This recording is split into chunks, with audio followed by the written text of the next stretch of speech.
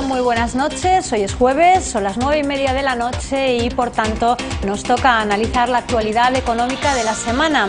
Vamos a ver si hoy les podemos dar alguna buena noticia o si al menos podemos enseñarles un poco más sobre todos esos términos que manejamos ahora diariamente y que a veces no sabemos ni lo que quieren decir. Hoy tenemos una noticia relacionada con esas agencias que parece que son las que marcan la pauta de la economía, las que dicen si estamos bien o estamos mal, las que aumentan o disminuyen la confianza de los mercados en nuestros países. Vamos a hablar de ellas y les vamos a contar también qué papel tienen y qué quiere decir de esas valoraciones que hacen y en qué nos afectan. Una noticia de esta misma tarde que queremos analizar: el Gobierno va a endurecer las medidas para sanear la banca. Yo creo que es algo que estábamos esperando, además todos con mucha inquietud, ¿no? Ya era hora de que nos apretáramos, no solamente nos apretáramos el cinturón siempre los mismos, sino que también los bancos sufran o tengan que acatar esas medidas que vienen del Gobierno para sanear nuestra economía. El paro vuelve a ser tristemente noticia esta semana. Han salido los datos del mes anterior y no son buenos datos. Marcamos un nuevo récord en el número de desempleados. Lo hablaremos también, lo pondremos sobre la mesa y a ver qué opinan nuestros colaboradores. Colaboradores que les vamos a presentar ya para comenzar con todos estos temas cuanto antes. Hoy nos acompaña Juanjo Bolufer, él es el vocal del Colegio de Economistas de Alicante y, como siempre digo, Juanjo, buenas noches y gracias por estar aquí un día más para poder arrojar un poco de luz sobre todas estas cuestiones que, como decía, manejamos a diario pero que a veces se nos escapan un poco. Muchas gracias por invitarnos. Intentaremos aclarar la información que más interesante sea para los televidentes. Pues así lo haremos, será enseguida en cuanto presentemos también a alguien fundamental hoy aquí, como es Consuelo Navarro, secretaria general de Comisiones Obreras, y en un día como hoy, Consuelo, en el que el empleo vuelve a ser tristemente noticia, pues como decía, yo creo que tu presencia aquí es fundamental para ver cuál es la visión de vuestro sindicato. Buenas noches. Buenas noches, Ana. Muchísimas gracias. Pues sí, porque además por sexto mes consecutivo que el desempleo sigue aumentando en una provincia tan importante como Alicante. Ha aumentado en el conjunto del país, como sabemos, pero en Alicante son 5.400 más desempleados que tenemos desde este mes. En fin, pues ahora lo valoramos también. Nos acompaña Alfredo Muñoz, responsable de la Bolsa de Empleo de Fundesem, Bolsa de Empleo en este momento, supongo que con mucho trabajo y con muchas ganas, ¿no?, de aportar el granito de arena de Fundesem para que esos números tan malos del desempleo sean un poquito mejores. Buenas noches, Alfredo. Buenas noches, Abel, y gracias por invitarme, como siempre. La verdad es que yo, desde la Bolsa de Empleo, cuando nos entran ofertas de trabajo, es como casi como pequeñas buenas noticias cada día, ¿no? Y bueno, pues intentamos que desde luego todas se queden cubiertas y no desperdiciar ni una sola oportunidad de empleo que tan cara está de conseguir. Luego aprovecharemos tu presencia de aquí para que nos hables un poquito de esa bolsa de empleo, claro, porque supongo que habrá gente que estará interesada en conocerla un poco mejor, así que nos reservaremos unos minutos para hablar de esa bolsa de empleo de Fundesem. Será un placer. Y una semana más nos acompaña Ignacio Martínez, compañero periodista y visión de los periodistas también fundamental en un momento como este en el que solo podemos dar malas noticias económicas. Sí, buenas noches. Buenas noches. Así, las noticias no son muy buenas, pero bueno, también es verdad que es la realidad y la que hay que contar. Por lo tanto, es lo que hay que hacer. La verdad es que sí, es, como decíamos, tristemente la realidad. Y además la realidad de unos ciudadanos que están ya muy cansados porque ya son más de 2 años de crisis intensa, de medidas que afectan a quizá los colectivos más desfavorecidos, siempre con ese apretarse el cinturón del trabajador, del empleado público, de los sectores quizá más necesarios como son la educación, la sanidad, sectores que pensábamos que nunca les iba a afectar esos recortes y ahora les están afectando. Y por fin, pues hoy nos encontramos esta tarde, además es noticia de última hora, con que el Gobierno va a endurecer las medidas para sanear la banca. Unas medidas que, bueno, todavía se han esbozado de una forma muy leve, es, como decíamos, noticia de última hora, es algo que está en proyecto, pero que la verdad es que esperamos que se lleve a cabo, pues para que una vez saneados los bancos se pueda abrir el grifo de la economía de nuevo, ¿no? Para las empresas, para las familias, algo que es tan necesario. ¿Cómo valoráis, Juanjo, esta noticia desde el Colegio de Economistas? Pues es tan reciente como que ha sido la rueda de prensa donde se han presentado el proyecto de Real Decreto que mañana se lleva al Consejo de Ministros. Es decir, aún ni siquiera ha salido publicado, ni siquiera es un Real Decreto, no es normativa aún, pero el ministro ya ha contado con todo tipo de detalles, sobre todo para la prensa, en una rueda de prensa además muy entretenida, con muchísimas preguntas, las características principales de este proyecto de reestructuración del sector bancario, que aunque es un poco apresurado y es quizá difícil hacer un resumen periodístico, sí que se podría decir que lo que plantea el titular de información digital es que se endurecen las condiciones para la banca. Efectivamente, se le va a exigir que, y además con mucha rapidez, el plazo en el que quiere que se actúen los bancos para sanear sus balances, para adaptar su estructura a los requisitos financieros de carácter internacional, es muy breve, se les da un año, hasta el 31 de diciembre. La cifra aproximada de este saneamiento gira en torno a los 50.000 millones de euros. ¿Cómo? Por la vía de las provisiones sobre los activos inmobiliarios de la entidad. Todas las entidades en sus balances, desgraciadamente, han ido incorporando de manera muchas veces involuntaria activos inmobiliarios de préstamos concedidos a empresas que no han podido atender sus obligaciones. Entonces han incorporado suelo, han incorporado promociones en marcha y han incorporado viviendas terminadas. Entonces el Gobierno, el Ministerio de Economía, lo que propone es una valoración a la vista de que lo que ha entrado en el balance está sobrevalorado respecto al valor de mercado, les va a obligar a hacer unas dotaciones de provisiones muy importantes. En concreto, en el caso del suelo, les va a pedir que doten el 80% del valor que tienen en el balance del suelo. Es decir, si tienen suelo por valor de 1 millón de euros, van a tener que tener unas dotaciones en previsión de las posibles pérdidas que surjan cuando ese suelo lo pongan en la venta. Es decir, prácticamente te viene a decir que el valor de mercado de ese suelo es un 20%, solo de lo que actualmente tiene. Es decir, tienen un valor de 1 millón, tienen que dotar 800.000 euros porque entienden que si lo ponen en venta solo van a obtener como resultado de esa operación 200.000 euros la entidad financiera, por poner un ejemplo. Pues así van bajando los requisitos. El suelo ha sido el que han puesto el listón más alto. Después a las promociones en curso les van les proponen una dotación del 65% del valor, que también es muy exigente, es muy alta. Y a muchas entidades eso le va a suponer un susto importante en sus cálculos. Ahora estarán, supongo que los gabinetes de estudios de las distintas entidades financieras haciendo cálculos, a ver qué pasa.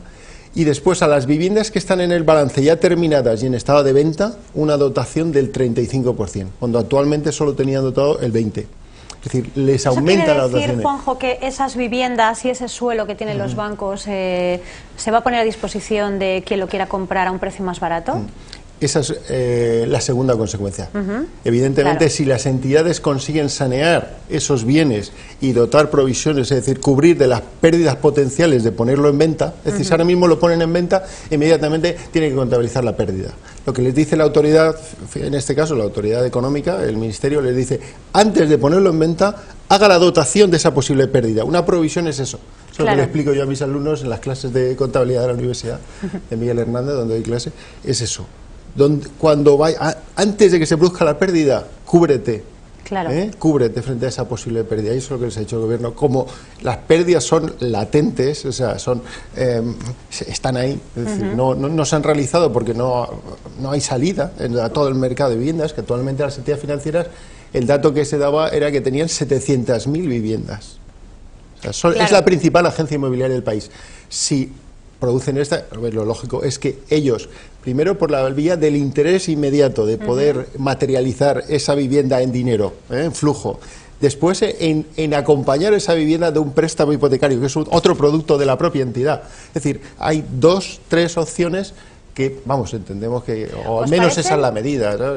Proponer Claro. en circulación y que se vuelva otra vez a fluir. ¿Os parecen esas medidas unas medidas interesantes y factibles a la hora no solamente de sanear las entidades, sino de poner en circulación un montón de viviendas y hacerlas un poco más accesibles a gente que en este momento pues no tiene la economía como para acceder a una vivienda al precio que costaba hace 5 o 10 años? Vamos a ver, las entidades financieras no se han cansado de llevar a cabo desahucios a las familias que no han podido pagar sus hipotecas en estos años difíciles, pero esas casas están ahí y además nadie se baja del carro de los precios. Todo el mundo quiere ganar y todo el mundo quiere por lo menos no perder. Y no se dan cuenta de que en este momento, pero tanto los bancos como los propietarios, como si hablamos de los alquileres, no se dan cuenta de que la situación no es la misma y de que hay que bajar el listón. En este caso, desde el gobierno se les da un tirón de orejas a los bancos, se les dice, vais a tener que bajar ese listón. ¿Os parece interesante? ¿Pensáis que puede funcionar? En realidad hay un viejo refrán que dice, es de necios confundir valor y precio, que es un poco lo que tú estabas contando. El valor de los activos que tienen los bancos no se corresponde con el precio real, con el precio de mercado. En realidad lo que se está haciendo es obligarles, y yo creo que esto debería de haber sido una iniciativa motu proprio de los bancos, lo que se está haciendo es obligarles a aplicar un viejo principio contable que es el de imagen fiel, que lo único que viene a decir es que el balance de una entidad o de una empresa debe reflejar sus activos o sus bienes y sus obligaciones o sus deudas, debe reflejar ese balance un valor real. Y en el caso de las entidades bancarias lo que ocurre es que ese balance hoy en día no refleja el valor real de los activos que tienen, como muy bien ha explicado nuestro compañero. Y lo que se les hace es un poco obligarles a que reflejen eso, a que apliquen el principio de imagen fiel, que por otra parte es uno de los principios fundamentales de la contabilidad. Por eso digo que deberían de haber sido, y en otros países lo han hecho, deberían de haber sido las propias entidades quien, por iniciativa propia, tendrían que haber actualizado y haber puesto negro sobre blanco las pérdidas que, como decíamos, son latentes y está claro que esos activos han perdido, en el caso del suelo, como veníamos diciendo, ya las mejores previsiones les obligan a dotar por el 80% del valor en el balance, con lo cual, como muy bien decías, pues ya se presupone que es un 20% de lo que refleja el balance que vale el suelo, lo que verdaderamente podría valer. Un valor que además ha estado absolutamente hinchado durante unos años atrás, es decir, no es que devaluemos ahora, es que ponemos los pies en el suelo y volvemos a darle quizá el valor que nunca debía de haber perdido, porque en años anteriores se ha hinchado este valor de una forma exagerada. Consuelo, ¿tú cómo lo ves? Yo es que tengo muchas dudas, porque no sé, qué decir, ¿de dónde van a sacar tantos miles de millones la banca española para esas provisiones?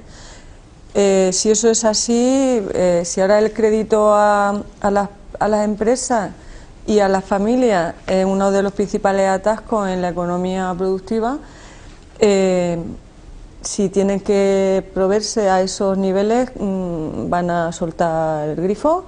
Tengo muchas cuestiones, además es que no me creo nada. Es decir, lo has dicho, Juanjo, tú has dicho antes reestructuración. Es que además Juanjo es una persona muy leal con la terminología, ¿no? Es decir, esto de reforma del sistema financiero no me lo creo yo ni de lejos, y dentro de mi humilde pequeños conocimientos que tengo. Ha dicho reestructuración. Es decir, van a mover unos paquetes y unos activos de aquí para allí, y yo creo que es que a las empresas, hoy, por ejemplo, hoy en Alicante, pequeña y mediana empresa, yo no sé si le va a salvar la papeleta a esta supermedida del señor ministro de Economía. Es que no me creo que la reforma se esté abordando para beneficiar a las personas y a las empresas que realmente son quien lo necesitan. Tengo dudas. Pero no me digáis que después de tantas veces que hemos comentado, además aquí mismo, en fin, los bancos, ¿no?, se van de rositas siempre. Parece que nadie les exige nada, que se les transfieren fondos y ellos lo mueven de un lado a otro sin darle el uso para el que realmente se les están transfiriendo, que es aumentar la liquidez y abrir un poco el grifo de la economía de familias y empresas que lo necesitan en este momento. No me digáis que leer esta medida, que es un proyecto todavía, nos hace esbozar una pequeña sonrisa ya de momento, pues para que vayan a empezar a ponerse manos a la obra. Por favor, que les exijan algo. Por lo menos. Sí, hay una estrategia clara, que es primero el saneamiento de las cuentas públicas a través de las cosas que se hicieron al principio de llegar Rajoy a la Moncloa. Ahora vamos al saneamiento de las entidades financieras y bancarias, saneamiento en este caso del tema de la vivienda, el suelo, etcétera. Y todo esto lo que tiene que ser es la gran base sobre la que llevar a cabo la reforma laboral que va para dentro de mes y medio. Es decir, lo que se está intentando es recapitalizar a los dos grandes ejes, que son las entidades financieras y el Estado, que estaban absolutamente vacías las arcas. Entonces, por eso pues ya lo vemos vemos la dentro de unos historia. meses. Había una opción que era frente a esto, y además se había comentado mucho últimamente, yo creo que antes lo habías dicho tú, que era cuando todo el mundo era consciente de que las entidades financieras tenían activos problemáticos, casi es como lo llama la normativa, en fin, eso se utilizan muchos eufemismos ahí en las denominaciones, ¿no? Activos problemáticos, estaba la creación de un banco malo, ¿no? Lo habéis oído nombrar, Sí, ¿no? sí. Es decir, todas las entidades se ponían de acuerdo y traspasaban a ese banco todo pues el gobierno no ha optado por esa línea, ha cambiado, ha dicho no, cada uno que se sanee lo que tiene dentro de la entidad. Pero, como decías tú, está muy bien esa cuestión porque como el plazo es muy breve, habrá entidades que cuando metan esas provisiones en sus cuentas anuales, que solo las pueden hacer en el año 2012, un año tienen, les pueden dar pérdidas. Y frente a esas pérdidas, evidentemente no van a querer salir a pedir dinero al exterior, que es normalmente cuando coincide con pérdidas. Entonces, ¿qué va acompañando esta medida? Un proceso de fusión, que la propia normativa recoge, que tienen 4 meses hasta el 30 de abril, creo que es, o el 1 de mayo, para presentar proyectos de fusión de manera que, agrupando entidades, sean capaces de responder a las nuevas exigencias. Es decir, que en el fondo están animando a que se creen, se junten las entidades y se hagan más fuertes, más solventes, sobre todo frente a la competencia externa y para poder, como decía Anabel, para que el crédito vuelva a fluir. Es decir, para que cuando vayan al Deutsche Bank o a la banca china, que es donde están la mayor parte de los recursos, o a un fondo de inversión americano, puedan ir con un balance saneado grande, que han aplicado rigor en las medidas contables, que presentan unas cuentas, es decir, al final van a poder conseguir créditos a mucho más bajo interés que los que podrían conseguir ahora si fueran en las condiciones actuales con unos activos problemáticos sin dotar adecuadamente, sin cubrirse adecuadamente. Es decir, esas son la doble visión, pero efectivamente al final, ¿cuándo le va a llegar ese dinero? O sea, al ciudadano, ¿cuándo lo va a notar? ¿La empresa cuándo lo va a notar? ¿Cuándo va a volver a fluir la velocidad de circulación del dinero o algo a ser? Yo creo que esto está más en clave... de momento tienen un en clave año. de saneamiento, efectivamente. Sí, Y a partir de ahí este comenzará año el proceso de las fusiones de aquellos que no se hayan puesto al de día. fusiones son 4 meses, tienen que pedirlo en estos 4 meses y después tienen hasta final, a esos les dan 2 años, o sea, el que se fusione, o sea, con lo cual se está animando la fusión, les dan 2 años para que afloren en los activos problemáticos, para que los saneen.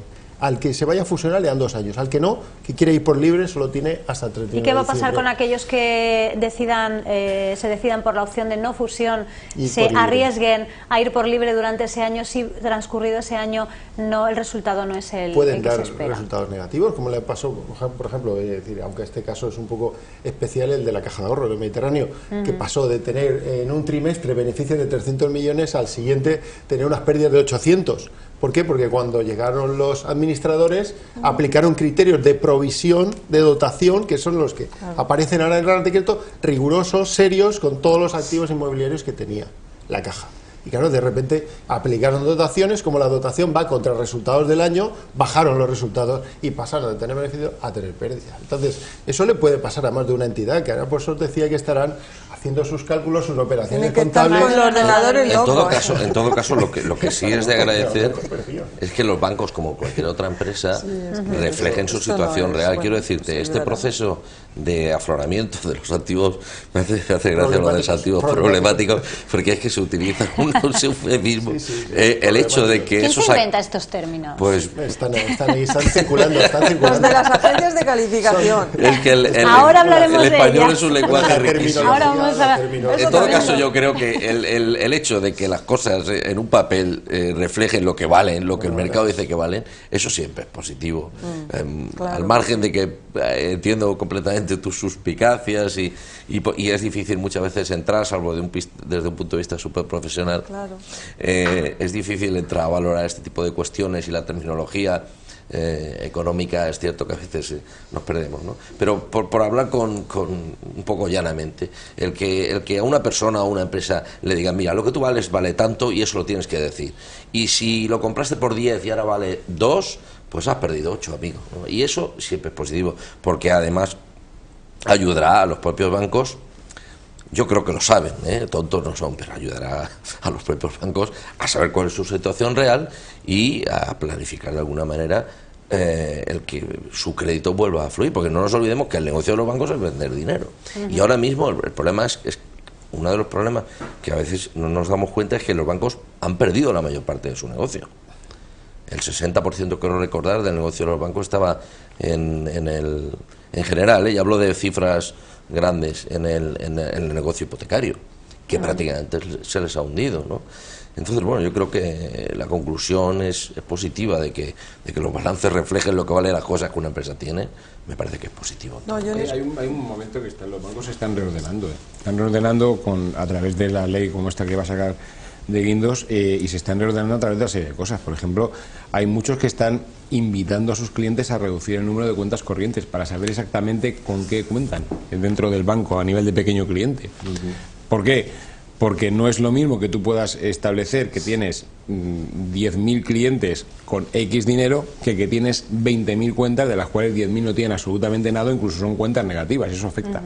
Entonces, en consecuencia, se están de alguna manera reordenando. Y lo que ha hecho hoy el ministro, que ha hecho el gobierno del Partido Popular, pues es muy importante porque vamos ya a un saneamiento de cara, yo creo que sobre todo, a encarar lo que es más importante, que es empezar no con la reforma, sino con el proceso, con el procedimiento de la reforma laboral, porque aunque se haga en marzo, esto no va a tener resultados hasta el año 2013 o 2014, resultados que se puedan ver, pero está saneando el suelo. Es que aquí la economía estaba destrozada, las cuentas públicas no había un duro, es que los bancos estaban desapareciendo, o en situaciones como por ejemplo de la Caja de Ahorros del Mediterráneo.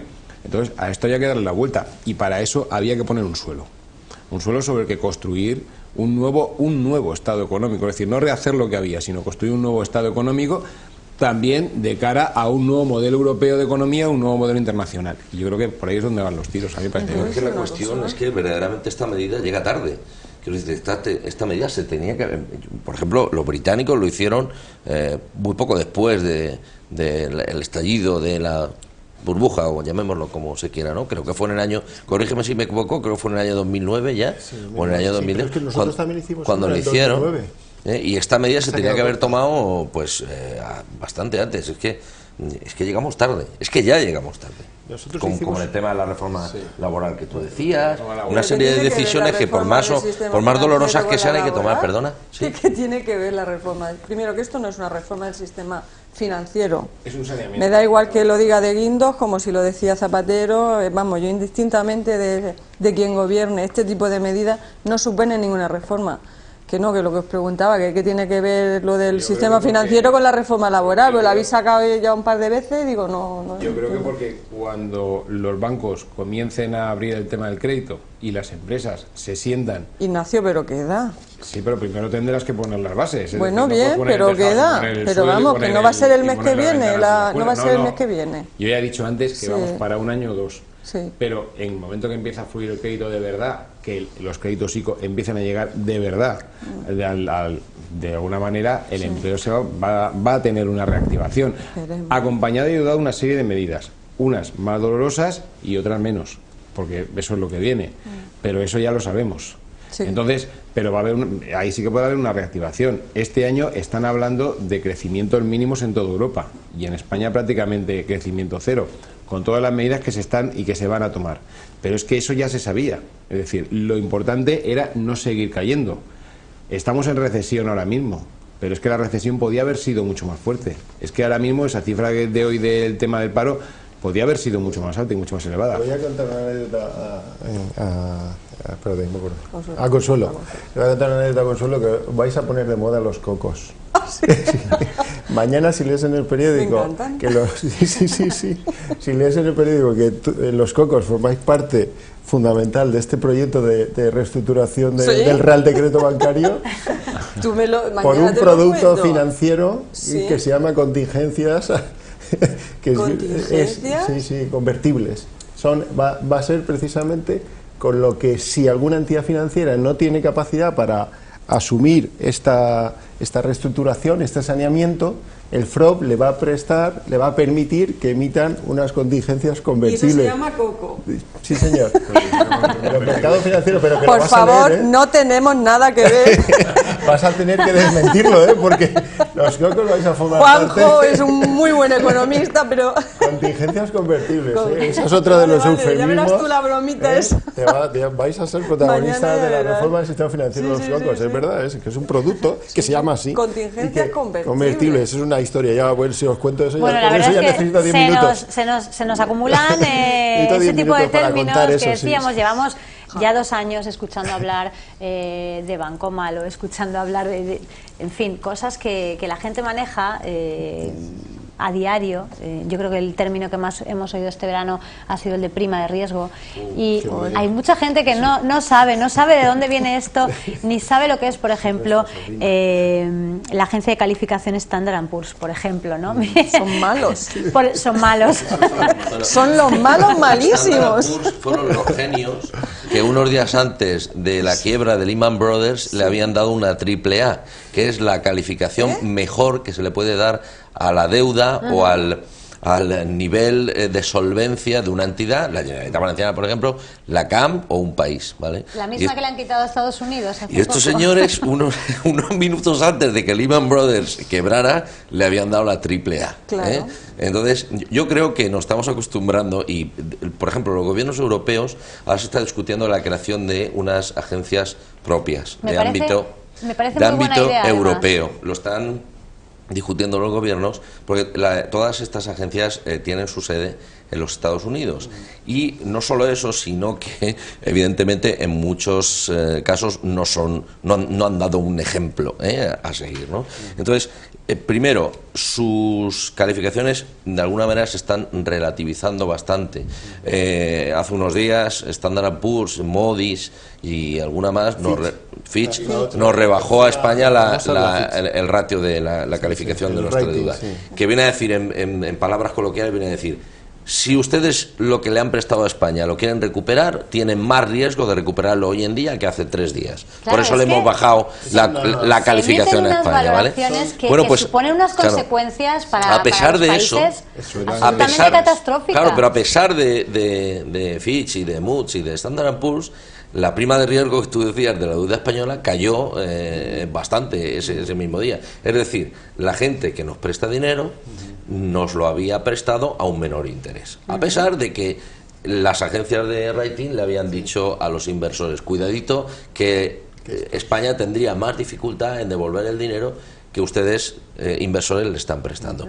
Quiero decir que se está relativizando cada vez más la incidencia y la opinión de estas agencias y como decía, pues ya se está planteando otro tipo de iniciativas de ámbito europeo. No hacemos tanto caso, quieres decir, ¿no? Sí. Bueno, esa sería una buena conclusión. Siguen teniendo mucha Sí, influencia, eso es cierto. porque eso ten es en cierto. cuenta que cuando un inversor australiano, chino, ruso o de cualquier país, o de Moldavia, que tenga posibilidad de invertir en un país, no va a conocer con detalle cómo es la economía de ese país, pero sí que puede ir a ver la información de estos evaluadores, porque ellos al final son evaluadores, ellos lo que hacen es una evaluación y dan una calificación, ponen una nota, es como un profesor le pone al alumno la nota del examen, ¿no? Pues ellos hacen, a partir de que manejan gran cantidad de información, se supone que son los que mejor información tienen, a veces incluso información privilegiada, ellos emiten calificaciones y meten la pata, evidentemente. Yo me puedo equivocar cuando corrijo un examen, posiblemente, pero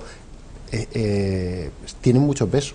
Ahora mismo todo el mundo va buscando la calificación y cuando a uno le baja la nota, a ver, no sé si habéis escuchado la repercusión en el gobierno francés, por ejemplo. O sea, salió el propio presidente a decir que eso no podía ser. O sea, en persona le había dolido tanto la bajada de la nota. ¿Por qué? Porque sí que tiene repercusión, porque al final eso hace que cuando vaya a por dinero al mercado y emita deuda, le cobre, tenga que pagarla más. Tiene toda la repercusión en este momento. Sarkozy es pequeño, pero muy orgulloso, ¿eh? Perdón. Es que en determinados momentos casi llegan a un punto muy cercano a favorecer la especulación. Porque, claro, no es lo mismo que tú salgas al mercado a vender tu deuda hoy, después de que te hayan rebajado la calificación o después de que digan que tienes más riesgo para recuperar lo que te han dejado, etcétera, etcétera, que salgas de otra manera distinta. Yo creo que en ese sentido las agencias estadounidenses están muy alejadas de la realidad europea y sobre todo de la realidad regional o nacional europea, de los diferentes países que hay en Europa. Y que en determinados momentos los parámetros con los que trabajan, bueno, pues tienen efectivamente tendrán muchos informadores que les contarán, etcétera, etcétera, pero se alejan de la realidad porque para saber lo que pasa en un sitio tienes que estar allí. Entonces, yo creo que desde ese punto de vista sí que es necesaria una agencia de calificación europea, pero sobre todo también es necesario desmitificar las agencias de calificación. A veces aciertan y a veces se equivocan. Mira lo que pasa a Lehman Brothers. Entonces, no pensando que fuera con otra intención, pero vamos, que a veces aciertan, a veces se equivocan, pero que hay que atenderlas en lo justo. Yo creo que eso es lo que ha respondido a los mercados. Es decir, tú me estás diciendo que esto va por este camino, pero yo creo que no va mal. Pues, ¿puedo decir una cosa? Por supuesto.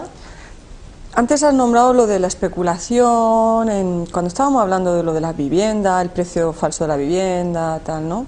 Yo creo que las agencias de calificación, estas todas, absolutamente todas en su conjunto, a lo que han apoyado en la economía europea, española, internacional, es precisamente a basar la economía en la especulación, frente a eso que se nos olvida muchas veces, pero que nosotros lo hemos hablado aquí, de la economía real. Cuando tú decías que esto es el precio justo, el valor y un precio ajustado a su valor, ¿no? Sí, es la economía real, no la especulación a la que nos han sometido todos estos personajes. Y lo vengo a decir un poquito porque no creo que las economías de los estados, ni tan siquiera la economía de las grandes corporaciones, tengan que seguir estando al albur de lo que marquen estas agencias, cuando precisamente estas agencias, cuando tú lo has dicho, le dieron una AAA a empresas cuando un día después, no, la AAA no, la triple X, vamos, como comentabas con Juan, la triple X, mintiendo, sí, especulación por la especulación, y eso no va a ser la salvación ni para la economía real ni productiva de un país, por ejemplo, como España, por muy estupendo y estupendas que seamos en este país, no nos va a venir por ahí. Yo no sé si una agencia europea, pues a lo mejor sí, ¿vale? Pero yo desde luego, como sigan funcionando así, no me fío de ellos, es un lobo cuidando a las ovejas. Al final son Más especulación no, por favor, vamos a parar ese tema. Las agencias son empresas también, son empresas privadas, claro, con capital privado. Y son las que más han crecido en volumen de negocio, en estos años además, por eso no son mismo. Agencias públicas, son agencias privadas, con accionistas, con capitalistas, con intereses con fondos privados, de inversión, americanos, y esto europeos. Me van a decir a mí dónde mueven los hilos, inevitablemente mueven los hilos. Lo que ocurre es que neutralidad, pero a veces la realidad es un poco más compleja. Quiero decir, muchas veces lo que tú has dicho de la economía real me parece muy acertado. Lo que ocurre es que en Europa vivimos endeudándonos. Es decir, los estados europeos, para mantener lo que muchas veces pomposamente se llama el estado del bienestar, tienen que pedir dinero porque no tienen los suficientes ingresos para mantenerlo.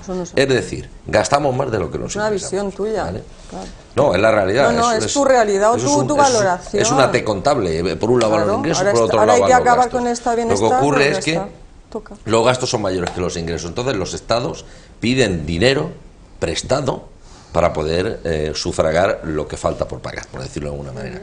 Ese dinero se lo piden a unos inversores, que luego, fíjate que quieren cobrar, fíjate qué gente, nos dejan dinero y luego es que nos quieren cobrar. Pero lo que ocurre es que, claro, esos inversores, como decía, perdón, ¿eres Juanjo? Como decía Juanjo, la gente que presta dinero tiene que tener a alguien que se supone que debe ser independiente, y eso es otro tema, estoy de acuerdo con muchas cosas de las que habéis dicho, que le diga si la persona que la entidad, el país, quien sea, que les está pidiendo dinero, tiene capacidad y solvencia para devolvérselo.